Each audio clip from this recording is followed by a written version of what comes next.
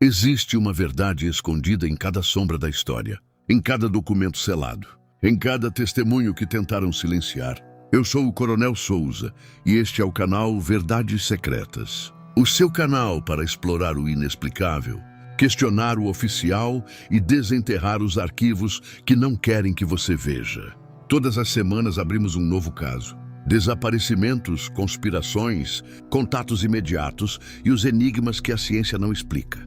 Sem sensacionalismo, sem teorias vazias. Apenas fatos e perguntas que incomodam. Porque a verdade pode ser inconveniente, mas ignorá-la é um luxo que não podemos mais nos dar. Inscreva-se, ative o sino e prepare-se. A próxima Verdade Secreta começa agora, janeiro de 1996. Enquanto o Brasil se recuperava do Réveillon, uma pacata cidade no sul de Minas Gerais estava prestes a entrar para a história da ufologia mundial. Varginha, conhecida por sua produção de café, seria palco de uma série de eventos tão bizarros que desafiariam a lógica, as autoridades e o próprio tecido da realidade. Nas semanas anteriores, algo já pairava no ar. Relatos de objetos luminosos cruzando os céus em baixa altitude surgiram em cidades vizinhas como Três Corações e Alfenas. Eram luzes que não piscavam, objetos que se moviam em absoluto silêncio. Algo estava por vir. Esta noite vamos cruzar o cordão de isolamento.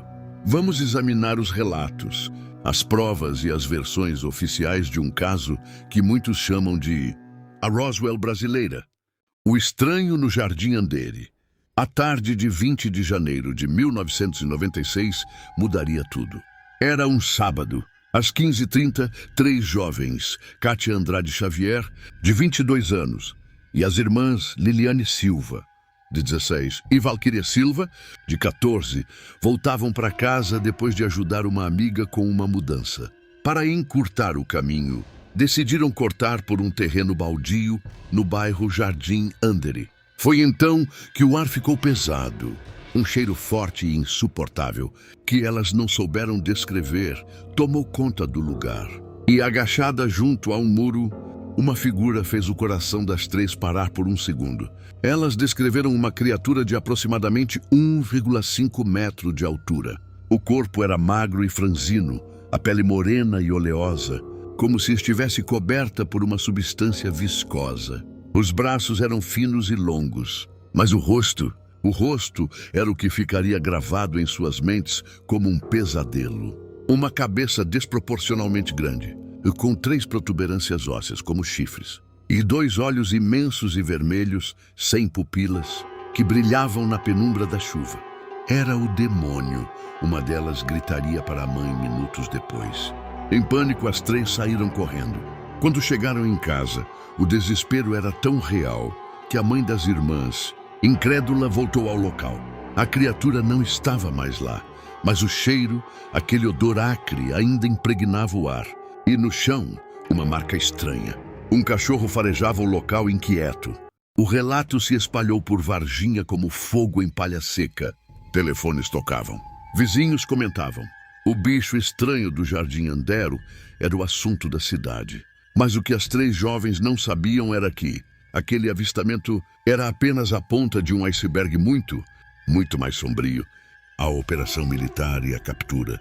Enquanto as meninas corriam para casa, ufólogos que investigariam o caso nos anos seguintes montariam uma cronologia ainda mais perturbadora. Segundo esses pesquisadores, o incidente não começou com as meninas. Começou na madrugada do dia 20, horas antes do avistamento. Na zona rural de Varginha, o casal Oralina e Eurico de Freitas foi acordado por um alvoroço em seu pasto. O gado corria desesperado. Olhando para o céu, eles dizem ter visto um objeto imponente. Descreveram-no como um submarino ou ônibus cinza, pairando a baixa altitude e soltando uma fumaça clara, sem fazer nenhum barulho. Por cerca de 40 minutos, eles observaram o objeto pairando, até que ele sumiu na direção da rodovia Fernão Dias. Pesquisadores acreditam que aquele objeto caiu, e o que se seguiu foi uma operação militar sigilosa e frenética. Na manhã do dia 20, antes do avistamento das garotas, os bombeiros de Varginha receberam um chamado. Um animal estranho estaria rondando a mata entre os bairros Jardim Andere e Santana. O que aconteceu a seguir é a parte mais nebulosa do caso. Relatos de testemunhas anônimas, colhidos por ufólogos como Ubirajara Rodrigues e Vitório Pacatini, sugerem que militares da Escola de Sargentos das Armas, ESA, de Três Corações foram mobilizados. Soldados adentraram a mata com equipamentos de captura. Ouviram-se 2 tiros. Logo depois, os soldados saíram carregando 2 sacos grandes. Um deles estava imóvel, o outro se mexia. Ambos foram colocados em um caminhão do exército, que partiu para um destino desconhecido. Uma criatura havia sido capturada e uma segunda estava à solta. A que seria avistada horas depois pelas 3 jovens. A operação silenciosa estava em andamento enquanto a chuva caía sobre Varginha. O segredo dos hospitais e a morte suspeita. Após a suposta captura, o foco do mistério se deslocou para 2 lugares: os hospitais da região e a Escola de Sargentos das Armas. Nos dias seguintes, moradores de Varginha e Três Corações testemunharam um movimento militar completamente atípico. Comboios de viaturas cruzavam a cidade, algumas sem identificação. O entrar e sair na ESA era intenso. Ao mesmo tempo, histórias perturbadoras começaram a vazar de dentro dos hospitais. Uma delas envolvia a entrada de militares fortemente armados na Santa Casa de Varginha, escoltando uma caixa lacrada. Funcionários teriam sido afastados e uma ala inteira isolada. O que havia ali dentro? A versão oficial nunca esclareceu esses relatos, mas o episódio mais sinistro e macabro de todo o caso Varginha estava por vir. A morte do sargento Marco Eli Xerezi. O sargento Xerezi era um policial militar de 23 anos, descrito como forte e saudável. Segundo a narrativa dos ufólogos, ele fez parte da equipe que capturou uma das criaturas. Durante a operação, teria agarrado o ser com as mãos nuas, sem luvas de proteção. Dias depois, Xerezi adoeceu misteriosamente. Seu corpo foi tomado por uma infecção fulminante e desconhecida. Ele foi levado às pressas para o hospital, mas seu estado se deteriorou rapidamente. Em poucas semanas, o jovem e atlético sargento estava morto. O sepultamento foi ainda mais estranho.